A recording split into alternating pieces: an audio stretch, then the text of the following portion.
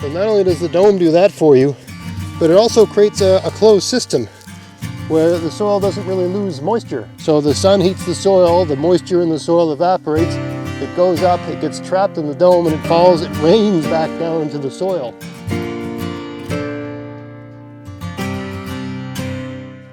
Hey, it's Greg here at MaritimeGardening.com, and it's the day after the spring equinox, March 21st. And all the soil in my garden, for the most part, is frozen, but the dome under these beds is thawed. And so I can plant some things, at least where I am, Zone 6A, Nova Scotia, Canada. There's some things you can get in the ground this early in the year. Now, you have to make sure you're planting something that doesn't mind really cold nights, right? Because it's still getting down below freezing every night. And while these domes do capture heat during the day, they don't really retain much heat during the night. I mean, they're better than nothing, but basically anything that's in here this time of year, late March, it's going to freeze and thaw every day, right? Because we still have lots of nights where it's below zero. So for me, there's certain things you can plant that fit that bill. Parsnips, spinach, lettuce, some kinds of kale or stuff like that. Swiss chard, I don't find, it's more of an April thing. Swiss chard's a tough plant, but when it's really young and really small, it doesn't like being frozen and thawed. The foliage does not like being frozen and thawed. Some plants, the foliage can handle that.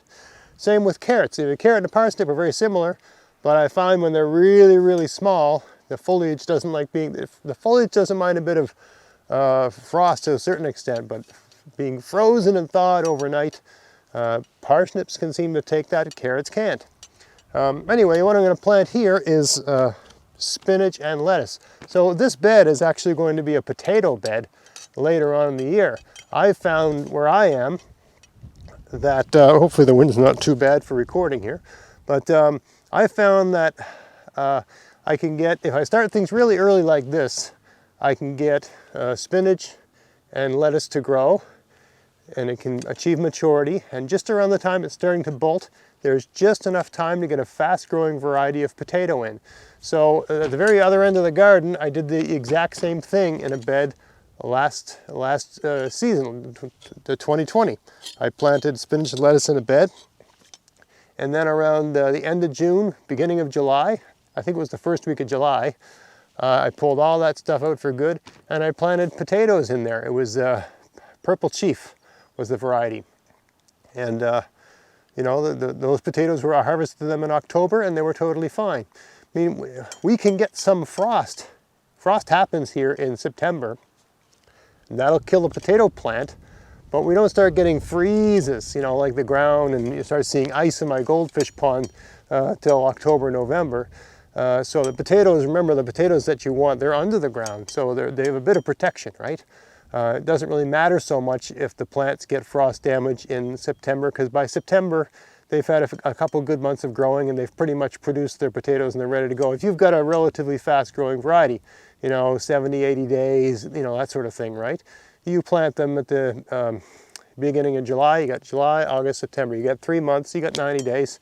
You know, there's faster growing varieties of potatoes that are fine with that. Anyway, everything is frozen right now, but these beds are thawed. So I thought I'd just show you my process for doing that sort of thing. Man, you can ever feel the heat coming out of here. So let me just get this dome out of the way. All right. And I got these boughs. These were just here to hold everything down, and also they help in the dead of winter, because they're dark in color. They do, you know, like any anything that's dark, they attract a bit of heat. You actually feel that in this wood, you can feel the heat in it. It's warm to the touch. I'd say this is, you know, it feels warm in my hand, so probably 40 degrees Celsius, this wood.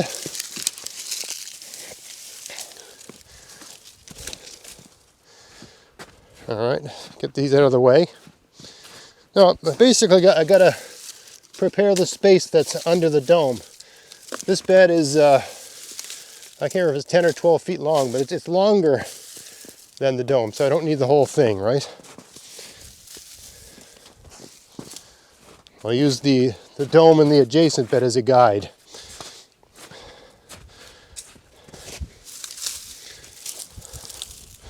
I'm not going crazy here. Going to keep it pretty simple. This is just a quickie thing. This is a temporary garden. This is a temporary garden for greens. So I'm going to move this straw aside.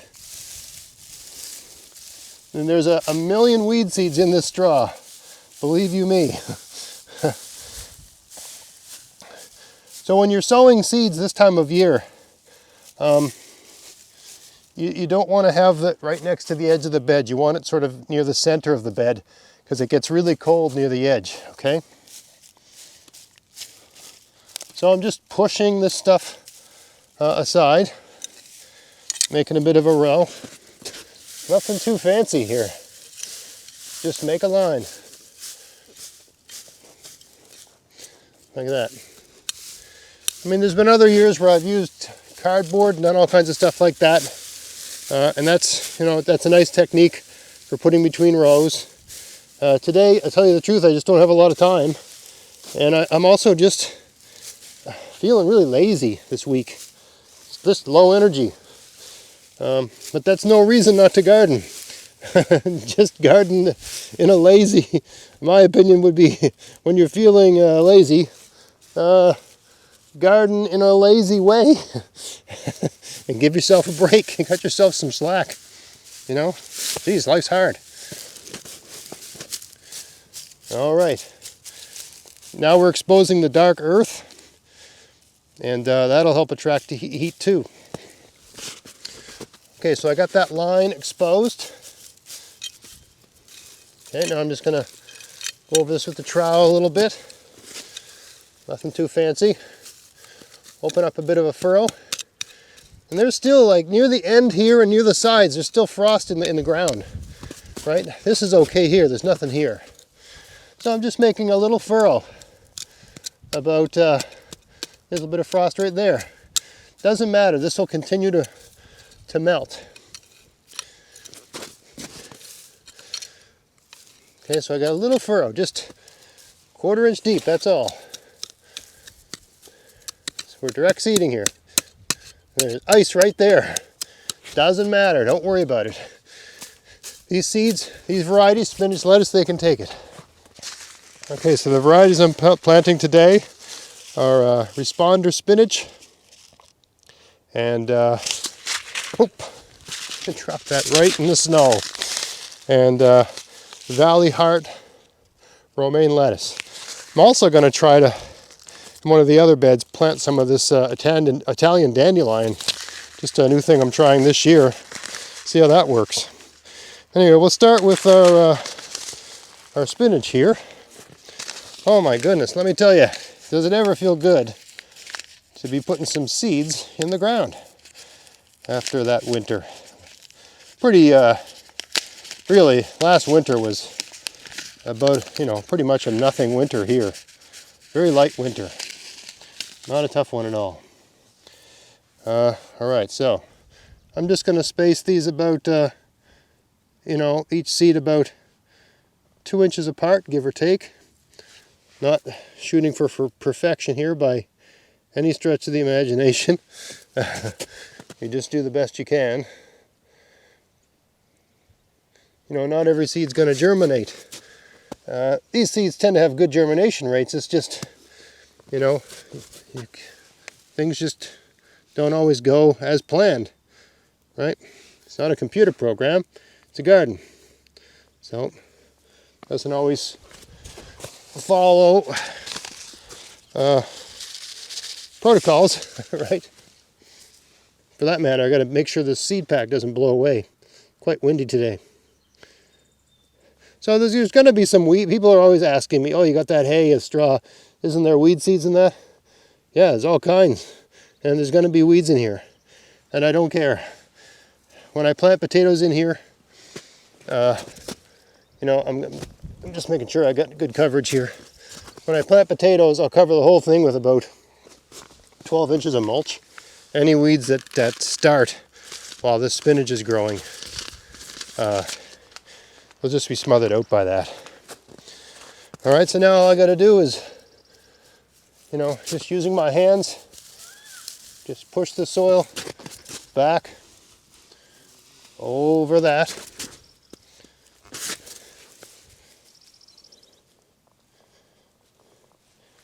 And now firm it down really tight. This soil's so wet, I don't even think I need to water it. And I'll check it after a week, but there's so much moisture in this, I don't think I need to. The main thing is you get it packed down tight like I'm doing here. The soil's basically got just the right amount of moisture in it for that. Okay, there's my spinach done. Now let's do the lettuce. Boy, I'm actually seeing some worms here on the surface of the soil. Always a good sign. Signs of life. Got some of the old, this was a kale garden last year, so there's actually some stalks of kale here. Now the great thing, another good thing about planting this time of year is that, you know, a lot of your worst garden pests, snails and slugs and stuff like that, I don't find them to be, at least where I am here, I don't find them to be active. They really don't seem to pose much of a problem. So you can get a head start. Also for lettuce and spinach, generally speaking, I don't find them to be particularly bothered by slugs and snails, at least the varieties I grow where I am here. There's still some, yeah, there's still a bit of ice in there in some places, but there's enough. You know, some of these seed packs, they'll say plant as soon as the soil can be worked, and kale and spinach, or sorry, spinach and lettuce are one of those things. You can take that to heart. This soil is barely workable. I just got maybe an inch of thaw here, but that's enough. My opinion, anyway. It's enough to get it going. There's a rock there. Yeah, that's ice right there. So, but not much actually. There's just a little. It's not frozen. The great thing about these mulched beds, this is not frozen all the way down. And I just put the dome over this a few weeks ago. Really, beginning of March or something like that. I can't remember when I did it. But the domes were not on my garden all winter long. So, you know, these didn't really freeze down too deep. I mean, when they thaw from the top down, not from the bottom up. So this one never really froze down that deep. This mulch did a great job of keeping it from freezing too bad. Okay, let's see. Valley Heart romaine lettuce. I don't think I've planted this variety before, so I'm optimistic. Not optimistic. Well, I'm always optimistic, but I'm excited to see. Now, if you find planting lettuce to be a pain because the seeds are so small, use this pelleted stuff. It costs a little more, but each one of these is one seed, and these pellets do a really good job of helping the seeds germinate, but it's also just easy to space them out, right? So sure, you're paying more per seed, but sowing is pretty darn easy when you've got a nice, if you've ever sown planted lettuce seeds before, they're pretty small, and especially if you're in a place like I am where it's windy. One little whiff of wind and you can lose 1,000 lettuce seeds in an instant. They'll just blow out of your hand and you'll never see them again. They'll just be gone. They're so tiny and they have no weight of their own. Okay, I think that's good. Looks good to me. Okay, our lettuce is in. Put that in the pocket.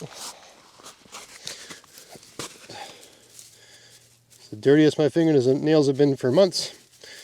Doesn't matter if there's a bit of that straw on there. Not a big deal. I'm just moving that soil. Remember, lettuce doesn't have to be planted that deep. I'm just getting the soil in contact with the seeds and patting her down. Now I'll put the dome back on this, and the dome will keep, like you think of it getting, what am I trying to say here? The dome, not only is it a microclimate, right? It's warmer under the dome than it is elsewhere. And when I lift this thing up, it felt like 30 degrees Celsius. So not only does the dome do that for you, but it also creates a closed system where the soil doesn't really lose moisture. So the sun heats the soil, the moisture in the soil evaporates, it goes up, it gets trapped in the dome, and it falls, it rains back down into the soil. So you don't have to water these dome beds nearly as often as you'd think. If you have a sunny day, you might want to check them, check them on the weekend, check them midweek. But usually I don't find they need much watering. I mean, I'll keep an eye on this right now, but I don't think I need any water to get this started. And I'll have a look on it on Wednesday. I think Thursday and Friday this week it's supposed to be kind of miserable. So, I don't know how much will be happening out here those days. If it's a nice warm day, I might lift the lid off if it's not too windy and just let the rain in, right? Rain also helps melt your ice, right? Because it's warm. Anyway, that's all we're doing there. Sure, I could plant a lot more in this garden, right? I could make at least 3 rows for those plants. But again, I'm feeling kind of lazy today. And that's going to produce a good amount of lettuce and spinach. And again, this is a space this is just a placeholder, right? This garden will be a potato garden in a number of months. So I'm going to go in. So it doesn't matter so much. Why will that not? Maybe it just needs a little bit of encouragement. There we go. This dome just barely fits this bed. Just barely goes in. Things aren't built to last forever, right? All right, so there we go. We got lettuce and spinach. People often ask me about venting. This is not airtight. There's plenty of venting here. But tough plants like this, I mean, they can handle the colder nights. The main thing is you're trying to get enough heat into the soil for the seeds to generate, or to germinate, right? So we've already got some thaw there. The seeds, anywhere from, some of these types of things, the seeds would start germination will start to occur at 5 degrees Celsius. We definitely have 5 degrees Celsius here because, we're above freezing in the soil, right? The temperatures are getting below freezing at night. But during the day, with the sun shining down, especially with that soil exposed, with the warm air trapped inside this dome, we're going to have good heat in that soil. If I really wanted to worry or make it easier on myself in terms of watering, I could put really fine, thin strips of clear plastic down the rows to keep it from evaporating that much more. The trick with that is you got to check it after about 4 days or 3 days. You got to check it every single day because as soon as the seed germinates and emerges from the ground, you can't have it touching that plastic. It'll just die. So this is easier to me anyway. It should work just fine. So we'll follow up in a couple weeks and we'll see where things are. Hope you found that interesting. If you did, please like, share, subscribe. Check out my podcast, maritimegardening.com. And until next time, get out there, get at it, have fun in your garden. Thanks for watching.